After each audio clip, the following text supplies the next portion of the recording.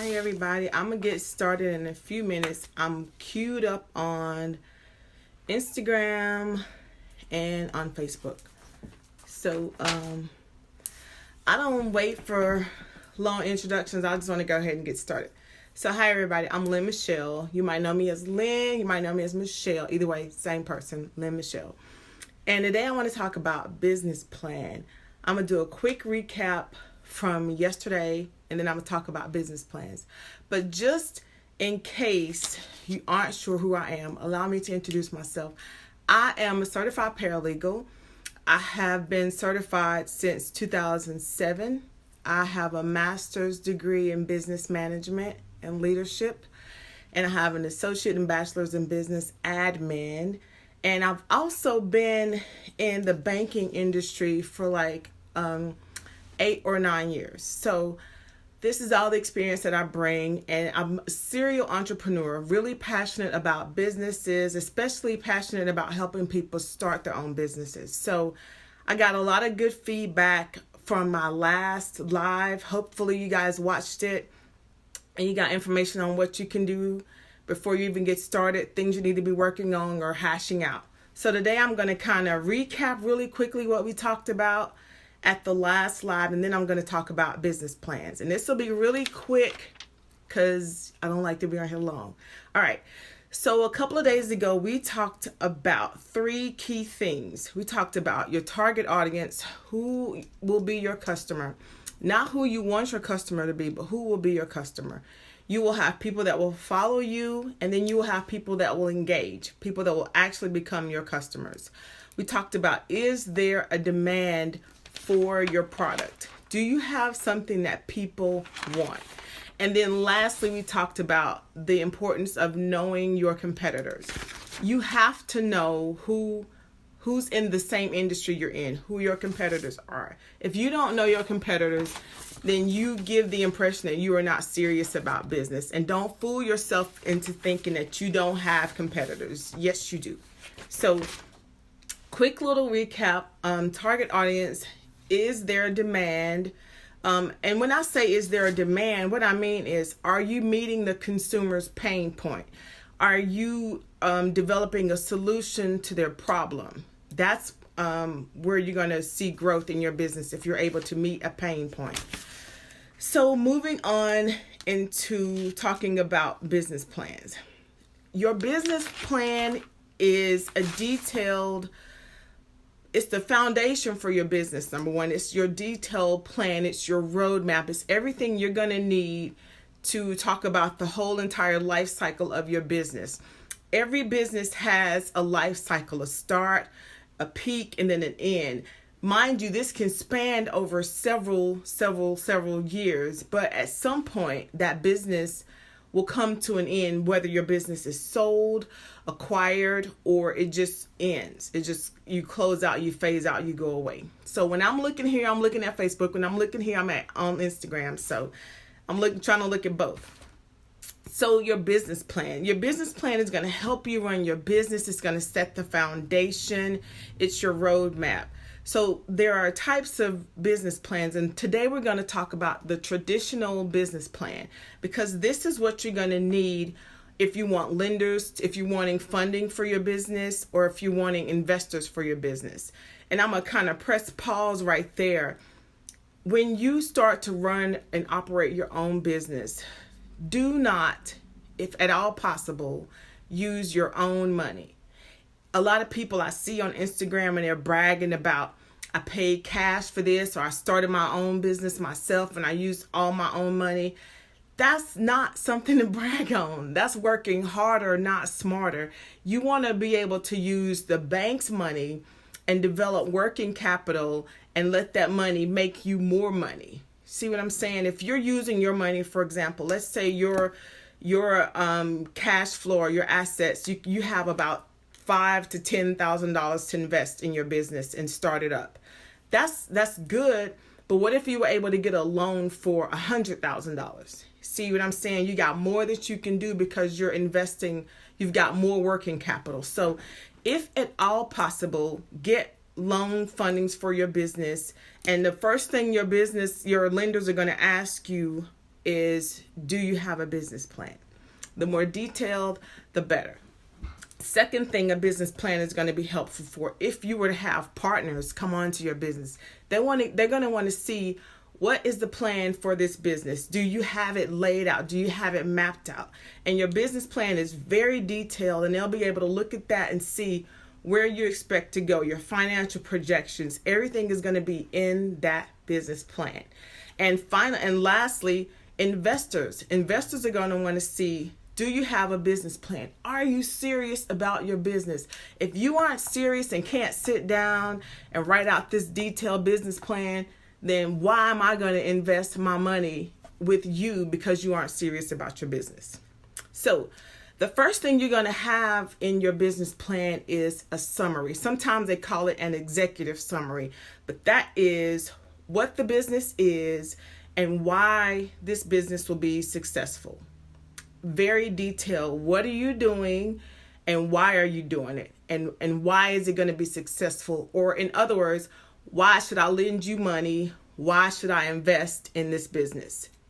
Or why should I become a partner with you in this business? Your company's description. Now, this is what I call your brag section. This is when you can really talk about what your company can do, what you expect it to do, and how these funds are going to make it possible for you to do just that. So you want to have a detailed description. Market analysis. We talked about this yesterday. This goes back to your target audience, but it's more about the market. Anytime somebody's going to start a franchise for like Chick-fil-A or what have you, they have to think about where that Chick-fil-A is going to potentially be located, and they have to have done research. Will that business do good in this area? Will that business thrive in this area? Every Starbucks that you see, they've gone in and they've done a market analysis before that Starbucks appeared to see, will that Starbucks thrive here? And there are certain areas that are just not good for Starbucks. There are certain areas that are not good for Chick-fil-A. So you have to know, will my business thrive in this area? Especially if you're going to have what they call a brick and mortar location, like an actual physical location. Is it going to do good? If it's not, it doesn't really make sense to put it right here. So this is your research that you would have done, and you're going to have to put in your business plan. Your organizational and management structure. This is going to speak to whether you have an LLC or a corporation, who your member and managers are, or who your member/managers are, or your members. And if you have a corporation, who your officers are, who's your president, who's your secretary, who's your treasurer. You're going to list all that organizational structure within your business plan. If I had been thinking, I would have gotten my business plan out, but I would have had to blow some dust off that thing.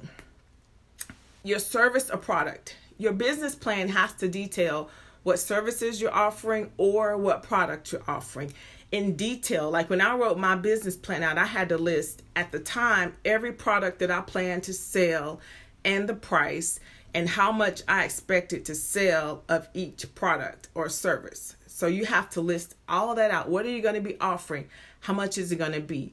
Line upon line, you have to know all of that information. And then it's going to want you to know, based on that, that can kind of guide you to your next step. What are your funding requirements? Or what are you asking for? Because people develop business plans for a couple of reasons. They develop it for their roadmap. They develop it for investors. They develop it for lenders or business partners. So this is where your funding requirements, what do you need and what are you going to do with it? That's what this whole thing is about. And then your financial projections. How much money from your projections is just that. It's not factual because your business isn't up and running yet. But based on the market research you've done, the analysis you've done, based on your competitors, where you're located, where you're going to be located, based on all that stuff, based on your prices, and based on what you wrote in your company description, what are you projecting that your business will earn each year? And you can break that out. I think mine was like over a 5-year period. You can go longer, but you want to be able to show where your business is growing and building and have like a real objective financial projection for your business. And then lastly, it's just an appendix. Any supporting documents is going to go in there. So from the top, it's really, I'm rushing through this, I'm running through this, but this is, if your business plan is less than 5 pages, don't even bother. Don't even bother. Don't take that to the bank. When I did my business plan was 20 pages long. And I had to do it for grad school.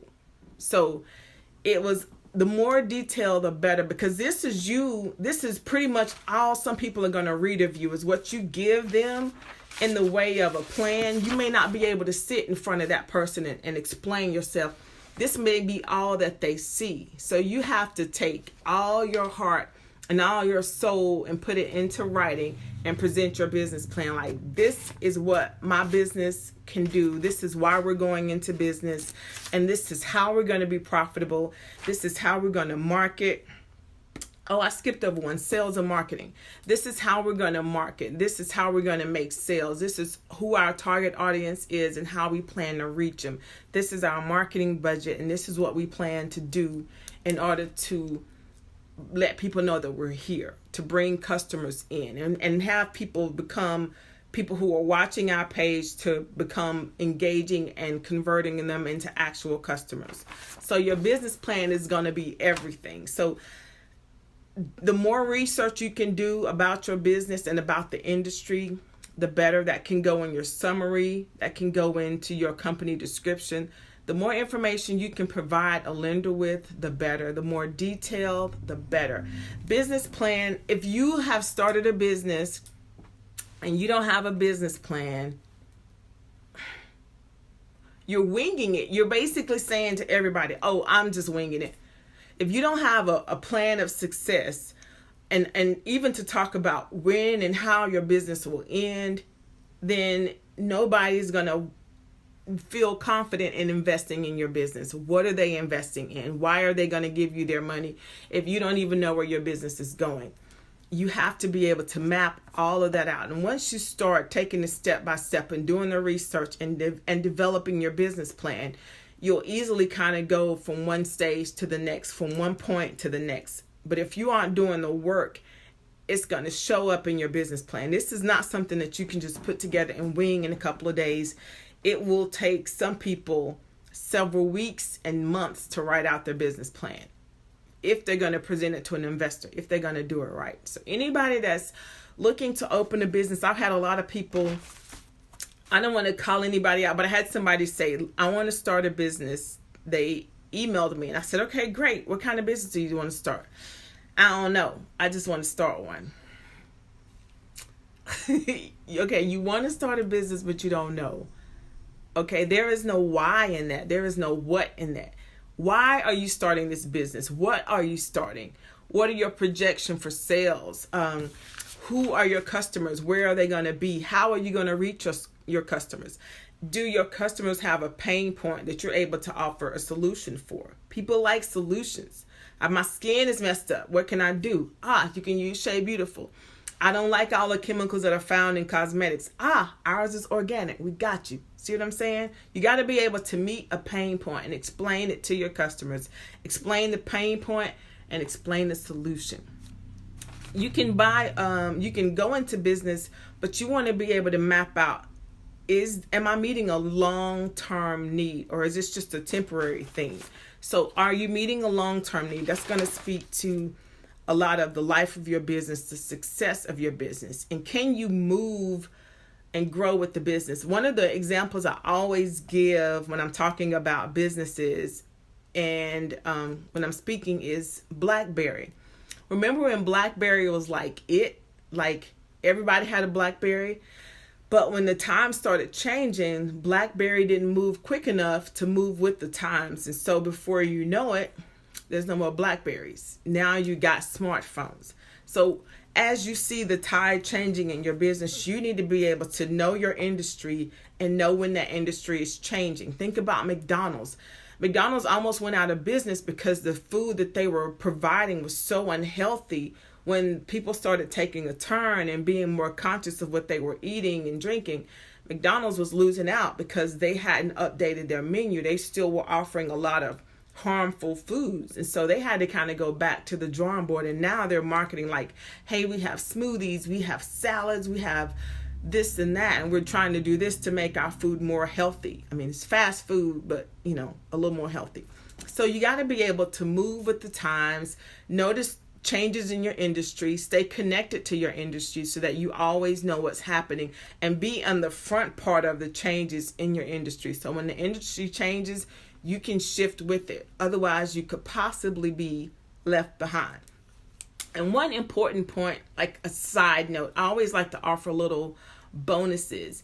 One important side note, build you a team. And that team might be a virtual team. My team is virtual. I have virtual people helping me out. Virtual meaning they're not here. I have a person that helps with this, a person that helps with that. But build a team of experts. You as a business owner are not expected to know everything about every aspect of your business. That's why you have accountants. That's why you have attorneys. That's why you have web designers. That's why you have logo designers. You need experts in each field. And even if that means you taking a small portion of your budget and setting it aside, get the work done professionally. When I got ready to start Shea Beautiful, I'll tell this story. This is kind of sad, but I wanted a logo. I had no logo designing experience. I had no idea what I wanted. The only thing I knew that I wanted about Shea Beautiful was that crown. That's all I knew. I knew nothing else. So I reached out to a woman that does logos, and I was talking to her about all the stuff I wanted, and based on what I was saying, she created exactly what I asked for. And then when I got it, I was like, oh my God, this is horrible. It's horrible. I hated the first draft. And so I had to take me out the picture because I'm not the expert. So I went back to her and I said, what would you come up for me? What would you design for me if I just let you start from scratch and just do your thing without putting any constraints on you? I said, could you come up with something? And she was like, sure, give me like 3 more days and I'll come up with something. I'm like, bet. And that's what she came up with. I didn't have a hand in it. I didn't do anything. I can't take credit. That was all her. And I didn't change a thing. And the lesson I learned in that was, know your field. Know when you're not the expert. I wasn't the expert. And I was getting ready to mess up and have a logo that was so busy and so clunky and just junked up. You couldn't even see what I was trying to say. And so logos should always be simple. Less is more. And now my business cards are very simple. I have still a couple of samples, but my business cards, very simple. My business cards are very simple. And then on the back, I have all my contact information. Wait, it's upside down. I have all my contact information. And that's it. That's all anybody need. Get at me and see what else I got. Or go to my website and see what else I got. Or hit me up on one of my... I'm not getting ready to put all that I am on my business card. Don't need to. I have had people see me and forget who I was, but then they see my card and they're like, oh, I remember you. I know, because you remember this. You don't remember me, but you remember this. So I'm saying, let the experts do their thing. Now, I couldn't come up with any changes. I had nothing. Had I had any changes, I love the color scheme. I love how classy it was. I loved how elegant it was and how simple and luxurious it looked, because those were all things that pointed to my brand. So once you create your business and your business plan, as it's starting to take shape, you're going to be thinking about, what is my brand? And your brand is, what are people going to be saying about my business? What do I want them to say? Am I a luxury brand? Am I more rustic? Am I mom and pop? What am I? And as you build out those things, when you're creating your business and your product and your service, it'll kind of take shape and it'll be a part of who you are. And stay true to that. If everybody else is creating luxury brands and you want something called the crayon box, that lady is a millionaire. but I'm sure people were saying, oh, well, you need to do something different. You have to stay true to who you are in business, because when you get up in front of people, if you can't sell it because you don't believe in it, because it's not you, people going to feel that. And then you've created a bunch of nothing. So when you're creating your business, be very strategic in what you're doing, in your research, in your homework, in your brand building, but at the same time, be very true to who you are. And everybody's different. That's the one thing you bring to this thing as an entrepreneur, is the element that's you. That's the it factor. It's you selling a product or you selling a service. So like, I'm gonna pick on my girl Robin because she's on Instagram. Don't nobody else make sub sandwiches like Robin. Girl, go cook. I don't care. And you can look at her. I know Robin's food from anybody's food, because ain't nobody gonna have the bread that she has for her sub sandwiches. Ain't nobody gonna have the food stuffed and coming out of that sub like Rob does. And ain't nobody gonna have her seasoning blend on top of those subs. I don't care if you try. You can go buy pans like hers. You can go buy a marker like she uses. You can try to make the things that she makes, but we know exactly what her food looks like. I know I can look at that and be like, that's girl go cook. I don't need you to, I don't need to taste it. I know that's girl go cook. I know her stuff. So I'm saying people need to be able to identify you. I ain't have to have nothing else. If all you saw, this is my Facebook audience, if all you saw was that crown, you should already know that's me. You ain't even got to see the rest of it. That's me. I had a friend of mine say, I can smell your Shea Beautiful. I know what it smells like. I'm like, word? So put you in your product and your service. I don't care. They don't even know my real name. They don't know. Robin's name is the girl with the gooey butter cake. That's her name in Buncombe County. The girl they know her car. They know what she made. They know when they smell it.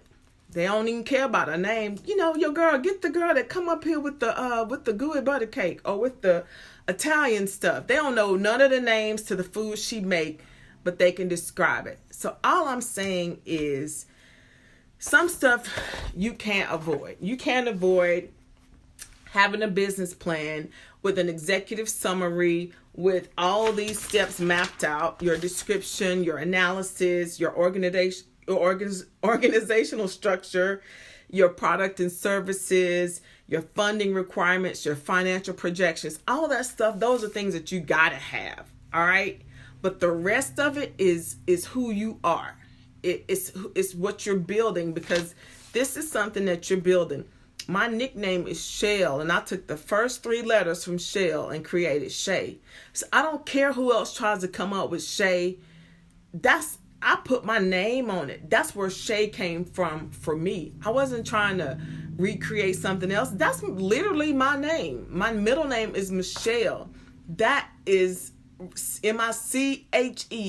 That's right there. That's Michelle. The first 3 letters in Shell. That's where that came from. So I don't care who tries to recreate what you do or mimic what you do. If you're staying true to who you are, there will be a target of people carved out for what you have to offer, for your product or your service. But what you want to make sure is that you are looking like a legitimized business. And how do you look like a legitimate business? Well, you've done your SWOT analysis. You know your strengths, your weaknesses, your opportunities, and your threats. You know all of that. You know the competitive advantage that you have, and you're able to tell somebody that really quickly in a couple of sentences. It shouldn't take you 5 or 10 minutes to talk about who you are and what you have. You need to be able to answer that quick, because people nowadays have a very short attention span. So you need to be able to give a quick and concise analysis and explanation for who you are and what you offer and why you're different. And that needs to take 30 seconds, because ain't nobody got time to hear you popping off about your business that they aren't even convinced that is, attractive for them. So develop that quick speech, 30 seconds, to be able to talk about who you are and what you are and why we should come to you. And do you have a unique competitive advantage? What's unique about you? What's unique? Everybody can't go. I'll use Robin again. Some people are just one of them little sub shops on the corner. Everybody can't go and get Girl Go Cook subs. I'm sorry. It looks different. It tastes different. It is different. Everybody can't go. And you got to be okay with that. Some people go to Walmart. Some people go to Kmart. Some people go to Target. Some people go to Macy's. Some people go to Neiman Marcus. All right. If you're Neiman Marcus, do not worry about who's shopping at Target. I don't care. That has nothing to do with you. If you're Target, don't worry about who's shopping at Neiman Marcus. They're not your competitor. Trust me when I say they're not your competitor. So know your industry. Know who your competitors are. You don't need to focus on them, but you need to be aware of who's in the industry. You got to know who's in the industry that you're in. Like I said a couple of days ago, Coke isn't worried about Pepsi, but Coke is aware of Pepsi. You got to know. It's none of my business. That's right. You got to know who's in the industry. If you don't know who's in the industry, then you don't know your industry. If you don't know who's in the industry with you, then you don't know your industry. And that's just point blank. Learn your industry so that when somebody comes back and says, well, what do you think about so-and-so? Well, who is that? Bruh, you don't know? That doesn't even look right. So know your industry and know who's in your industry. Products and services, what's unique about you, target audience, very important. You will waste your money trying to appeal to people who are never meant to be your customer. I'm going to say that again. You will waste a lot of money if you are trying to appeal to people who are never meant to be your customer. All right. If you sell steaks, there's no need for you to be advertising on the vegan channel. That makes no sense. They will never be your customer. So move it around. Go to the meat and potatoes channel. And that's a really hard lesson to learn, especially because you want everybody to know about your products and services. But everybody isn't meant to be your customer. Be okay with that and move around. Now I want to talk about, I'm like talking a lot, way longer than I planned to. I wanted to pattern Shea Beautiful after Amazon. When I was in undergrad, I did a paper on Amazon, and I loved their business model. I liked that they weren't set up brick and mortar stores, and I liked that they had, quick shipping and web-based. And that's what I decided for my business, because I felt like starting a business, there's so many things that you're trying to work against and get your name out, to have other things like lights and water, insurance, rent, utilities, leases, licenses, permits. I didn't want to have to deal with those things. Thank you, Robin. I didn't want to have to deal with those things. So I decided to create a web-based store. Web-based business, and that way I can put on what I want to put on it. I can keep my overhead low, and I can change it up at any given moment without having to worry about. In addition, I work full time, so if I were to have a brick and mortar store, that means I'd have to hire somebody to work for me, and I don't trust, but this is a list of the people I trust. So it was basically best for me to do a web-based store. But some things, like if you were a massage therapist, unless you were to go mobile, some things will require a brick and mortar store. So you need to think about location. You need, especially in Asheville, parking. I don't like to go to a business and I got to walk around for 30 minutes or drive around looking for a parking space. I'm not that patient. I'm not getting ready to drive around for 20, 30 minutes for a parking space. I'm not getting ready to do it. It's just not in me. That's not my Grace account. I don't drive around looking for parking spaces. If I can't pull up and get out and come in, you probably not gonna see me. I don't have a lot of time. I don't want to take a lot of time. So you got to think about your customers, convenience, location, parking. I hate to see an old beat up, run down building. I get grossed out real easily. And I don't want to come into your business if it's not clean, or if it's an old store and you ain't fixed it up. I'm not getting ready to do that. And then your prices don't match the decorum. I'm not getting ready to do that. If it's 1940 and when I walk inside your building, then that's the price list I'm going to be working from. 1940 price lists. I'm not ready to do that. I'm just not. I wasn't raised like that. Ask anybody in my family. My cousin is on. We don't do that. We don't do that. We don't get down like that. So, and that goes back to your brand. And I'm gonna pick on my cousin since she's here. My cousin, like, cream of the crop. She shop at Neiman Marcus. She don't play, and she can't do a lot of stuff that's not like the best. Like, she be like, oh, what is this? Oh, this is what we? No, we can't. When we go into a nail place, the first thing she's looking for is their rating. Oh, what's your rating? Where is it? I don't see it posted. Oh, it's not posted.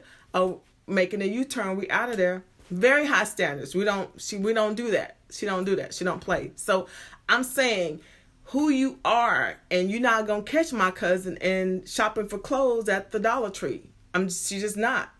But if the Dollar Tree is what you're building, then that's okay. But if you're building a Neiman Marcus brand, all of that has to be Neiman Marcus. Your prices, your product, your packaging. I wear hair extensions sometimes. Y'all see me sometimes. I don't. But I can't stand to drop $400, $500, $600, $700 for some weave, and then you throw my stuff in a envelope and you hand write my name on there and you mail it to me, and I done paid $20 for shipping. Oh no, I'm very offended. So be the brand, be who you are, and encompass that in every aspect. You gotta look like you are. If you are in the beauty industry, look like it. Okay, if you have a nail service, look like it. If you sell hair, look like your brand. So when somebody says, what do you do? Oh, I own a skincare company. Okay, I can see that. Or I'm a dentist. Okay, I can see that. Whatever, look like your brand. And this is just me just kind of coming off the riff, just giving some advice.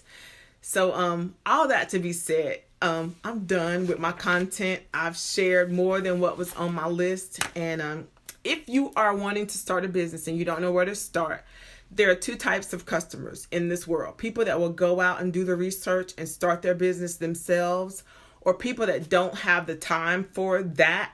And then they hire people like me, ShayBiz Consulting, to do the work for them. And then they pay me a reasonable sum to do it. So my email address is info@shaybiz.com. info@shaybiz.com.